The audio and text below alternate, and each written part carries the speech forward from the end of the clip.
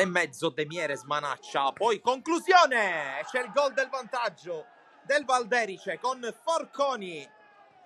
che dunque la sblocca dopo 3 minuti di gioco. Si può battere, allora la punizione di Lucera, raso terra,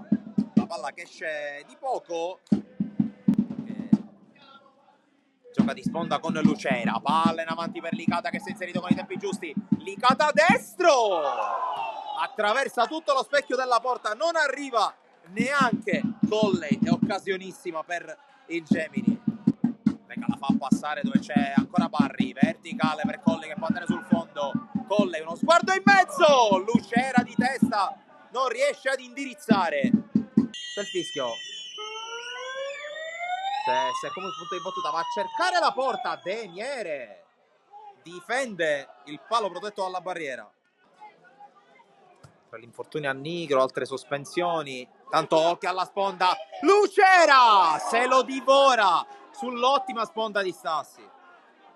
Lucera può controllare, alzare la testa e lanciare verso Stassi che è partito in posizione regolare, Stassi sull'uscita di Cheba, il gol dell'1-1 è proprio Giorgio Stassi a trovare il pari, l'invenzione di Raimondo Lucera e parità.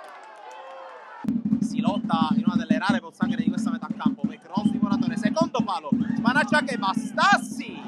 e poi non arriva Colley.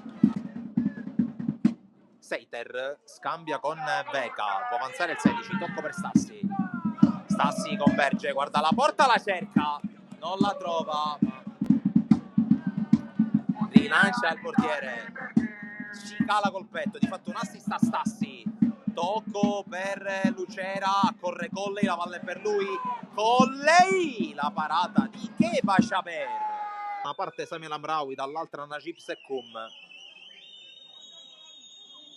Fischia l'arbitro, parte El Amraoui, la smanaccia De Miere, smanacciata anche rischiosa perché la rimessa praticamente al centro, subito affrontato da Novara, Licata accelera, prova ad andare sul fondo, Licata